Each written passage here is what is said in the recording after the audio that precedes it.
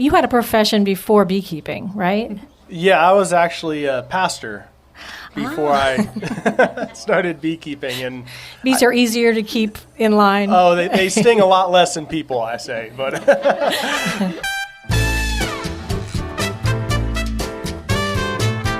I'm Robin Sussingham, and this is The Zest. Citrus, seafood, Spanish flavor, and Southern charm, The Zest celebrates cuisine and community in the Sunshine State.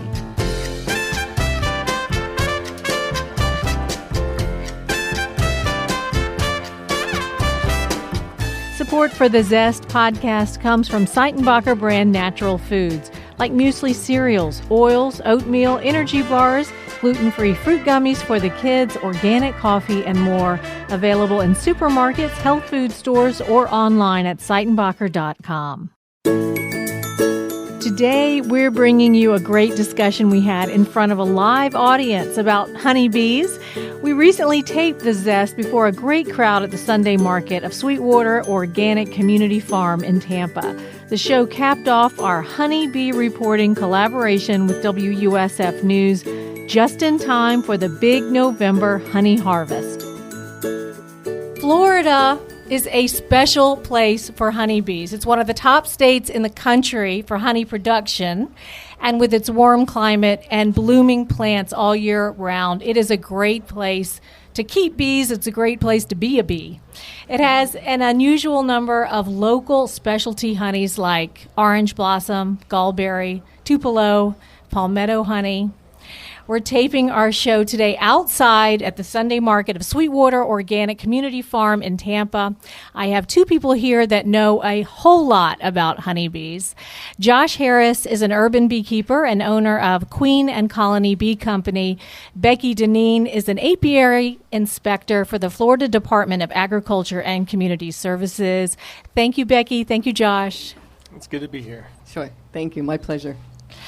This is a food podcast, The Zest, and we've been talking a lot about honey, but Josh, that's actually just a small fraction of what honeybees do and why they are important. They're actually critical to our entire food supply, right? Absolutely. They estimate about 1/3 of our food relies on honeybees for pollination. A third. It's amazing. So what kind of crops are they pollinating? Well, how does that all work? One of the biggest ones in the country is actually the almond pollination. I believe 98% of the world's almonds are grown in California. Here in Florida, blueberries are becoming more and more popular, growing blueberries in Florida. And so that's Florida beekeepers pollinate a lot of blueberries, a lot of melons, pumpkins. Those are some of the main crops that we pollinate with our bee colonies here in Florida. Yeah, one amazing thing is how orange blossom honey used to be so prevalent. You would see orange blossom honey everywhere, but as you probably know, our citrus crop is down 70% of what it used to be. So with that, our orange blossom honey's gone down also, hasn't it, Becky? Definitely. Yeah, that's a big concern for the bees as well, because that was what they forage on. That's their food source as well. So not only do we miss out on the orange blossom honey, but the bees are missing out on their nutrition as well. Josh, I spoke with Dr. Jamie Ellis at the University of Florida. He is in charge of honeybee research there, and it was fascinating. One of the things he said that was, despite colony losses of up to 40% every year, the total number of hives is actually increasing very slightly, maybe 1% per year. And he said that is because of the hard work of beekeepers. So what are you and other beekeepers doing to offset those losses? Number one, treat for mites. There's a mite that came over from the Asian honeybee called the varroa mite, and it spreads viruses throughout the bee colonies, and we lose a lot of bee colonies due to the mites and then the stress that they add on to the other stresses the bees are already experiencing. And so there's a lot of different ways to keep the mite levels low. You're never going to completely eliminate the mites. And so he talked about the mite, this varroa mite. He talked about it as, he said, if you scale up, imagine on a human being, it would be like having something the size of a volleyball like hanging or off a dinner plate. Yeah, it's like stuck to you, your sucking blood. your blood. Yeah. So that's what it is for the honeybee. It's pretty bad. They're nasty. But we do have to split our hives a lot. What does that mean, splitting your hive? Splitting your hive is how honeybee colonies naturally reproduce is through process called swarming. And that's when they grow so strong, they're outgrowing the cavity they're living in. And so the bees will make several new queen cells. And then right before that first queen hatches, the old queen will take up to 75% of the bees and fly off to find a new location.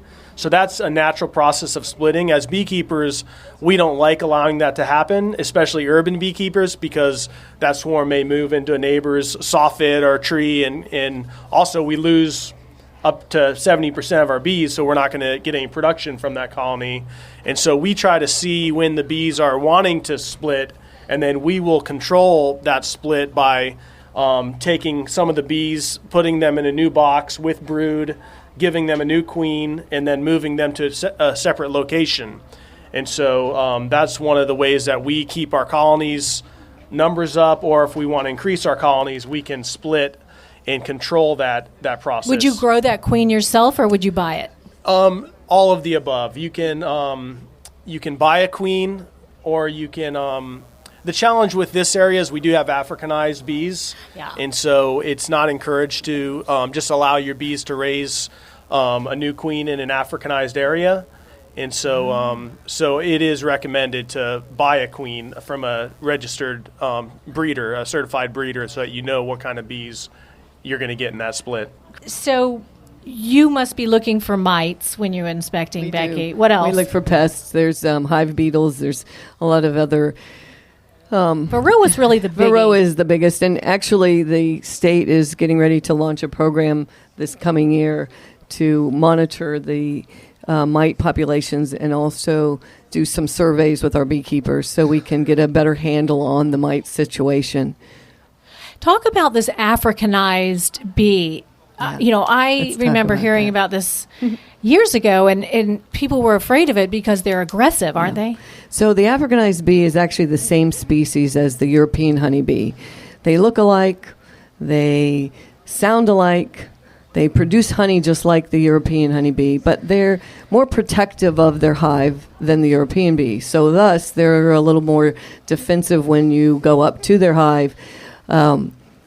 What we're really finding is that the beekeepers and a lot of the backyard beekeepers, we now have almost 5,000 beekeepers in the state of Florida. Over 4,000 are backyard beekeepers. So our numbers are more with the backyard beekeepers. The larger quantities of bees are actually with the commercial beekeepers. The commercial beekeepers are doing things. They're always requeening their hives on a consistent basis. So we really want the backyard beekeeper to do the same thing and replace any bees that they might see that have some of that defensive nature with a European honeybee.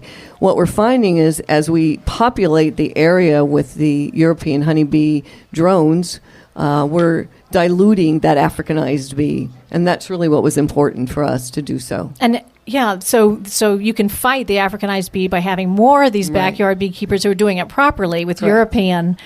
But how does that work? How do they dilute it? They just crowd them out of the habitat? So they're mating, if the Africanized bees are mating with the European bees, we're settling that defensive nature down. So we're wanting more of that to happen and less of the Africanized bees. So they're just diluting it's not like they're crowding out. Oh, yeah, they're not crowding the out. They're individuals. just changing that dynamics of the bees. They're interbreeding. Yeah, they're interbreeding, with the Africanized that's bees. interesting.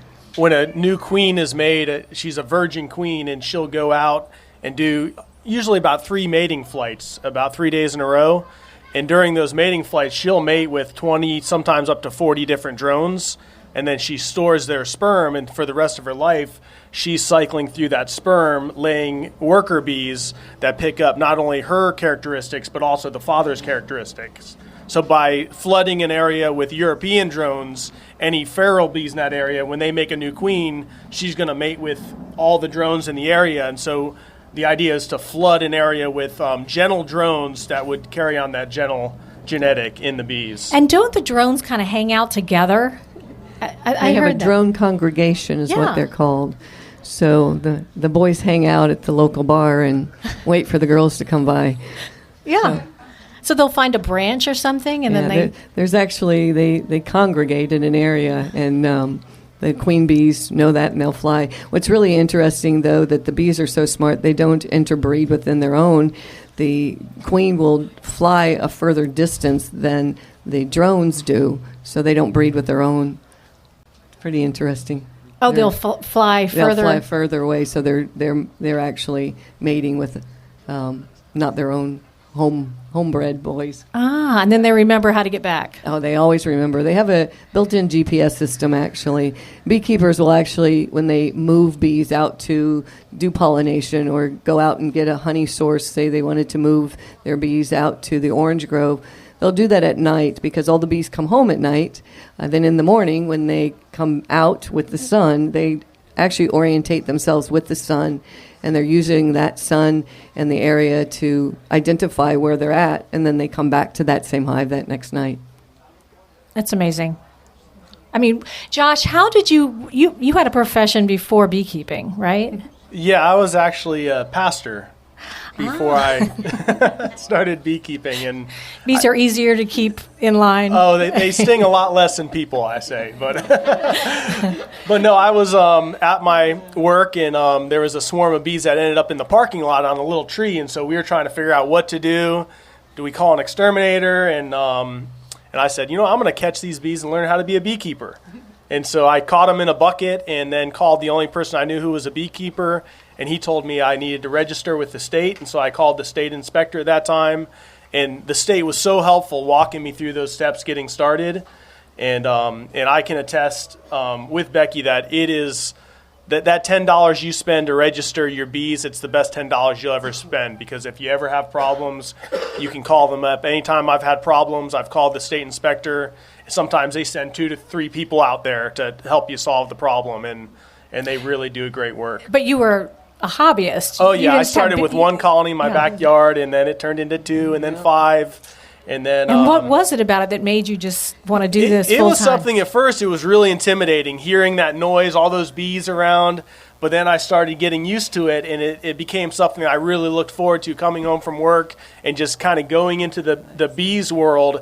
You're entering a whole different world when you open up that hive, and then you start to get to know what's going on. And after doing it for a while, just by the way the bees are releasing pheromones, you smell what's going on, you can hear what's going on, you can feel what's going on. You really get this, at least for me, get this connection with the bees. And it was something I just really enjoyed doing.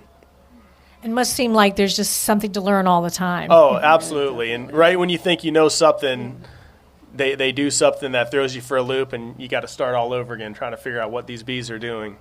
So, Becky, when you do these inspections, is there ever what is it that makes you go, oh no? What is it when you get to an inspection, you see a hive, and you just think, I'm going to have to tell these people this is bad news? Well, the worst news is if the beekeeper has American foul brood, which is a spore-bearing bacteria, and really the reason why our division was developed, which was 100 years ago, actually. This year is our anniversary of 100 years in existence. But American foul brood can spread very quickly to other hives. It has a distinct smell. That's why we call it foul brood. A bad smell? Yeah, it's a nasty smell. It also has little perforations in the cells where the bees are capping on their brood. So there's things that we look for. And if we find that, unfortunately, the beekeeper does have to burn their hives.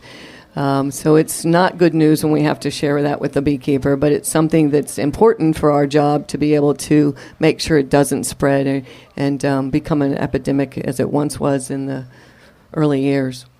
Has that ever happened to a commercial hive? Oh, yeah, commercial hives. We've seen many, many hives having to be burned at certain times with commercial beekeepers. Not so much prevalent now. We very rarely find it anymore, which is a good thing. But there were years that the old-time beekeepers will tell you that was their biggest problem. They didn't have varroa mites back then, but they had American foul brood. So there's always been something. Yes. So, Josh, what is the biggest problem that you see as a commercial beekeeper?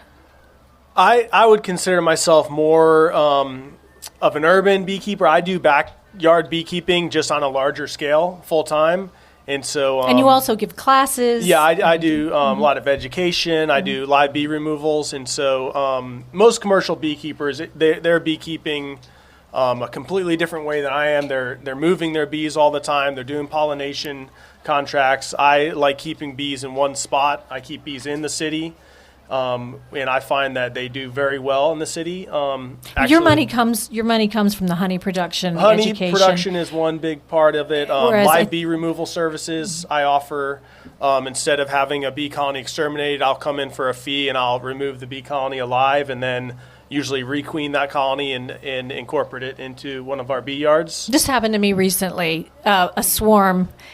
And I had already decided to start reporting on bees. Okay. It was like karma. And this swarm came and made a colony inside the front wall of my house. Yeah. And I had to call someone like Josh. And it was amazing. It took about 5 or 6 weeks.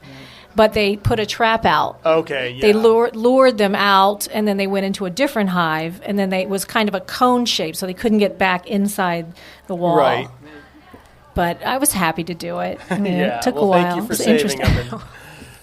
I actually just got a call on my way wasn't here cheap. from a gentleman who he had a bee colony in a tree, and instead of having a live bee removal expert come, he had it sprayed. And he called me today because he said there's thousands of bees swarming all over the yard, and he wanted to know what was happening. And he had cut the tree open, exposed all that honey, and now all these bees from, who knows, 2 to 3 mile radius are feeding on this honey that's been sprayed with pesticide. Aww. And so, we do, there's a lot of consequences sometimes for killing a bee colony, more than just that colony you're killing, because sometimes other bees will come and find that polluted honey, bring it back, and you can end up wiping out a lot of bee colonies.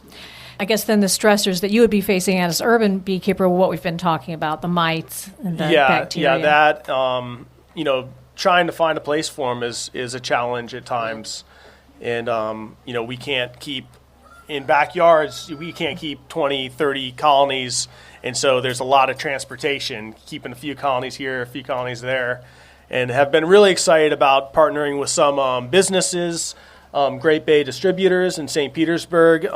They invited Pinellas beekeepers to come in, and we have probably about 150 colonies on their property right in the city. And then also Sweetwater Farms here. Is it just they have about 80 acres. It's an industrial lot? Right. It's right off 275 in St. Petersburg. And that's okay because the bees will leave and find what they need. Right. They'll find the flowers. Yeah, and there's a lot of forage in that area. There is. And it's near the bay. And then also Sweetwater Farms here. They have 2 properties, and I have bees here as well. And so it's great finding some spots that I can keep more bees than just, 3 bee colonies or so. But it is a challenge being an urban beekeeper, finding a place for your bees. And then you're also contending with, we have a lot more feral or wild bees in the city than we find in the country. And so that's also a challenge, is keeping your genetics calm so that you're not creating issues with bees stinging neighbors. And why is that, Becky? Why would there be more feral bees in the city? Unfortunately, sometimes the backyard beekeepers don't tend to their hives as well as they might need to. So they split, as we had mentioned before. And when they split, then they're going out and mating with the others. We also get bees coming in from the ports. So we've got the Port of Tampa, we've got the Port of Manatee. That's something else that the state does as well. We put traps out at the ports in different areas of the state so we can monitor what's coming in and also look for any unwanted species that might be in other parts of the country. So we're looking for that as well. There's native bees to Florida, but I don't know if those are honeybees. Honeybees are not native to the United States. They were introduced actually back in the 1900s, I think, for candle making was the original reason for bringing bees over. But European honeybees and African honeybees, again, like I said, are the same species. They're just subspecies of the honeybee. Actually, there's 315 species of bees here in Florida. What kind of plants should we be planting? Unfortunately, for some that are really plant lovers, and I know Brazilian pepper is an invasive species, but our bees absolutely love that. And as beekeepers, it's one of our biggest flows. We just finished with that as well. As honey producers, that's a really great source for beekeepers. You don't need to plant those. Don't need to plant They're those. wild. They're wild. Yeah, don't plant them. Anything special that we should plant? There's a lot of, I would say, go Anything. on a website, Florida pollinator plants. I know we plant in our garden, we plant borage a lot in the spring and fall. The bees love that. Milkweed. My children actually have a whole pollinator garden, and we have not only our bees coming to it, but also a lot of the butterflies and the native pollinators as well. And so it's really fun. Firebush is another one our bees love. And one of the things I found interesting is when I started keeping bees, I started in the city, and then I got some land up in the Brooksville area, and I brought bees up there. And my bees do so much better in urban areas because out in the country, it's just pretty much the native plants. And most everything blooms in the spring, and then it's nothing. And so I found I had to feed my bees sugar water most of the year just to keep them from starving. Here in the city, not only do we have the native plants, but we have so much imported landscaping and trees. So there's always something blooming. Even in December, sometimes I'll get honey from the loquat trees in my neighborhood. And I think that's one of the reasons we have more wild or feral bees in the city is because there is a more diverse and a better nectar source in the city than in the country. And completely counterintuitive. yeah, and I never thought that would be the case. And so it was surprising for me that I make more honey keeping bees in the city than I do when I keep them in the country. Another thing you can do is let your weeds grow. The bees absolutely love Spanish needle, probably in almost everybody's yard. The little white with the yellow centers. The bees can really be sustained on that all year round because it blooms almost all year round. Porterweed's another one that the bees will love as well. So, I want to ask you about getting stung. I'd say it's a good day when I don't get stung. Do you get stung all the time? I get stung a lot. You have those days? Yeah. I, for myself, have kind of, it still hurts, okay? So it's not something that you get used to, but I don't swell as much. I don't itch like I initially did when I first started getting stung. So you just brush it off and keep going. Do you build up a tolerance or do you build up an allergy? You know, I can see that there's been both. Some people actually will become allergic to them after multiple stings. Others build up that immunity. So it's hard to say. So doesn't bother you? It hurts initially, but I'm the same as Becky. Once I get stung regularly, the swelling pretty much goes away. Sometimes in the wintertime, I'll go maybe a month without getting stung. And then when I start getting stung in the spring, when I'm doing more beekeeping, that first sting will sometimes swell up. True. But for me, if I'm getting stung on a consistent basis, I don't have that swelling like I would otherwise. The thing is to get the stinger out as quickly as possible, because once the stinger gets in, it actually continues to pump the venom into you. So if you can get your stinger out quickly, then Just you with don't some get tweezers or something? No, you just take your fingernail. Yeah, you definitely want to As scrape quick as you it out of can. your skin, because if you try to grab it, you end up grabbing Squishing it. that venom pouch, and you squeeze all the venom into your body, and so you want to scrape it out. That's good to know. That's worth the price of admission right there. Okay. Didn't you tell me that November was the big honey harvest? Yeah, that, like just Becky was saying, the Brazilian pepper is one of our major honey flows here in kind of Tampa Bay area and south. And so that blooms in September into October, and then it takes the bees time to dry that nectar down into honey. And so we monitor our colonies once they have capped most of that honey over. When the bees get the moisture level to where they want it, they cap it over with wax, and that's the way they store their honey. And so right now I've been harvesting honey for the past couple weeks and trying to get through all the honey right now. Likewise. Yeah, likewise. So you have some really unusual kinds of flavors of honey. I do. My husband and I are also beekeepers. Most of the folks don't really want to do this job unless they really keep bees themselves. So we are beekeepers, but we also get honeys from different parts of the country as well. So we do our own honey, but we have honeys from Australia, which is eucalyptus honey, macadamian honey from Hawaii. We have blueberry and blackberry and all the berries that the bees go after. But so there's some really fun ones if you want to try them. I've brought some. Maple honey is my newest honey that I just got, and it's really a rare honey because the maple blossoms bloom really early in the year. The bees usually aren't even out yet to begin their foraging, so it has to be the right temperature, and this was one of the years that worked really well. Well, I think we need to wrap it up, but I wanted to ask you both your biggest piece of advice for someone who wants to get started in this, Becky. I would say get educated. There's some really great clubs. Tampa Bay Beekeepers is here today, too. A lot of the folks from there. Get involved with a mentor. Get someone to help you. There's a lot to learn. It's much more difficult than it appears to be. You can't just put the box out anymore and let the bees do their own thing. So you've got to learn. But it's really rewarding, as Josh had mentioned as well. Bee College up at University of Florida is an awesome opportunity. They offer it twice a year, usually a 2-day period. And your brain will be as full as you can imagine when you leave. But it's very interesting. And we have really one of the top research and development at University of Florida in the country, a brand new bee lab that was just established, and a lot of the beekeepers donated for that cause. Florida State Beekeepers Association is another venture that you can do. University of South Florida here has a beekeeping class too, so get involved. Anything to add? I would say in the same way, get some education. Don't just buy a box of bees and throw it in your backyard and be a bee haver. You got to learn to be a beekeeper. So take a class. Try to find someone in your area that's a beekeeper that can help you out and can mentor you. But don't learn too much because you won't want to start if you know it all up front. That's a good point. That is good. Josh Harris, an urban beekeeper and owner of Queen and Colony Bee Company, and Becky Dineen, an apiary inspector for the Florida Department of Ag. Thank you so much. You're welcome. Our pleasure. You. Thanks for having us.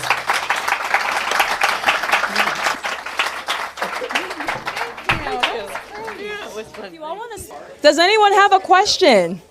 Linda from Tampa, and I was wondering how far out do the bees go when they're going out to... They say they have studies that have shown they will go up to 5 miles, but they prefer staying close, and so I think typically it would be about a mile to 2 what my bees would usually forage. Yeah. Great question, Linda. What's your name and what's your question? Steve from Tampa. I was just wondering what average size hive, how much honey can you yield from? Yeah, that's something. With my hives, I try to overall average about 60 pounds a year, but I have some colonies that will make over 200 pounds of honey and some that will make 10 pounds of honey. And so you definitely have some what I call my rock star colonies, and those are the ones that just knock it out of the park. But around, I think, 50 to 60 pounds a hive, you're doing pretty good. Does that sound right? Yeah. No, that's throughout the year. Usually we get up to 3 harvests a year. Yeah. At least I do. But some of them are hit or miss. The fall is the one that I really count on every year, the fall harvest. No, I use a honey extractor, and that you can take the frames out with a comb. You just cut the wax cappings, and then it's a centrifuge that you spin them. The honey comes out, and you save the comb, and you give it right back to the bees, and they repair any damages, and they reuse it. Another question over here. Tell me your name and where you're from and your question. Okay, my name is CB. I'm from Clearwater, and my question is, how do you introduce kids to get involved with beekeeping or, That's awesome. Yeah. I know for Pinellas Beekeepers, which would probably be the closest association for you, they actually have an apiary day on the 4th Saturday that they actually allow you to come in and put on a veil and gloves and allow the children to actually get in and look at the hives. So there's opportunities for kids as well, as long as you as a parent allow them to do that, yeah. And you can talk to, we have some people from the Tampa Bay beekeeping. I'm not sure if they have Tampa the Bay. same thing. Tampa Bay has an apiary as well, too. But they would have some ideas. They're over here. You can talk to them, Yeah. We have another question over here. Yes. I'm Yvonne from Tampa, and my question is for Josh. You said you're always looking for homes for your honeybees, and I was just wondering if you ever involve individual homeowners or if you need like larger chunks. No, I do have bees on residential properties. Right now, I'm looking for larger properties because my time with transportation is pretty much maxed out right now. So right now, I'm looking for larger properties where I can keep at least 12 colonies. Okay, thank you. You can also go out to some of the Facebook pages that Tampa Bay Beekeepers and Pinellas Beekeepers Association have a Facebook page and ask people. There are beekeepers who are looking for just individual lands to do that with. I have a question. Do they do anything in like high schools where they do technical, like teach somebody how to fix a car, teach somebody to, build a cabinet? Do they do anything with beekeeping? University of Florida now has actually created a beekeeping program, so it's now being an accredited class. But we also have schools that are doing beekeeping.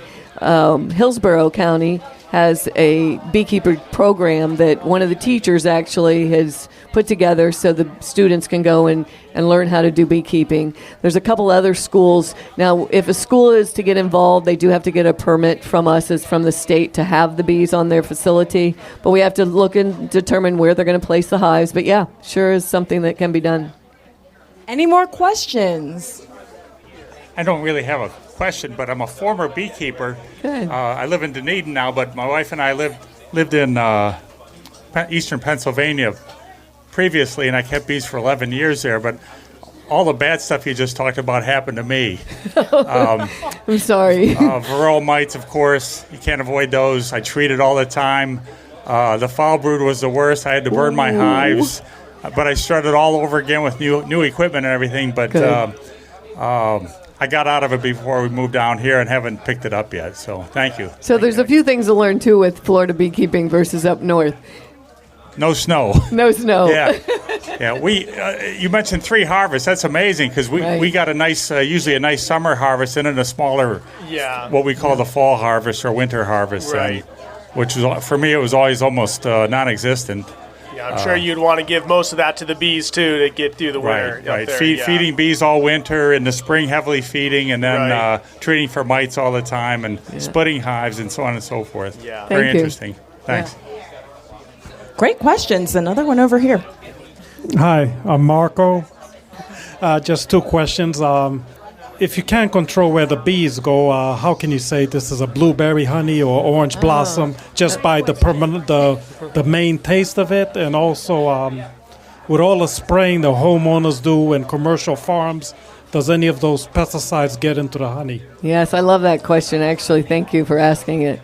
So to be a single source honey, which is where you would get your blueberry or orange blossom honey, the bees have to collect nectar from about at least 51% of what they're collecting from. When a bee actually leaves its hive, you've probably heard of the little waggle dance on a bee. They actually go out, and once they've determined a good food source, they're going to go back and tell the rest of the hive, and they're going to go back to that food source. But to get a single source, most often the beekeepers are moving their bees to that location where the farmer has the blueberry patch or the orange grove, or in our case, we've got a lot of other different crops that the beekeepers will actually place the hives near that. Now, yes, they do have some concerns with the pesticides that are being used on the crops. The beekeepers and the farmers really are trying to work closely together, and those are some of the things that the state are trying to do as well, is educate some of the farmers to be planting things that will attract the bees, but also learning when and when not to spray. If they spray at night, the bees are inside. It's a better way to spray as well. So there's a lot of different things that can be done. Another question over here. What are some ways that we can incorporate honey and I guess the byproducts of bees, or not just honey, but I guess bee wax and things that I guess can give a boost to the beekeeping industry? You know, whether is it just replacing sugar with honey or using bee wax for candle wax, or what are some ways that we can support beekeeping as consumers? Yeah, I think anything you do as far as buying products that come from bees is ultimately supporting the beekeeping industry. And so I know for my family, we've really cut out processed sugars. We use honey and just about everything as a sweetener. I switch with my coffee I have every morning. Instead of putting sugar, I put honey in it. And then with the beeswax, my wife makes a lot of great body products like hand soaps and lotions and lip balms, and uses the beeswax that we produce as a natural solidifier in those. And so anything you're doing that's using the bees products that they make, that's going to be supporting beekeepers And really, without beekeepers, we don't have honeybees in this country. And buy your honey from local beekeepers.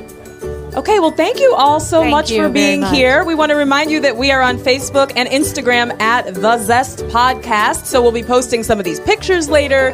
We want to give a big thank you to our sponsor, Seitenbacher, and we want to give a huge thank you to Green Bench Mead and Cider and Tampa Bay Beekeepers for coming here with samples. This has been so much fun, such a treat. Thank you all so much for coming. It's been a great day. Go bees. You can find all of our stories about honey and honeybees at wusf.org/honeybees.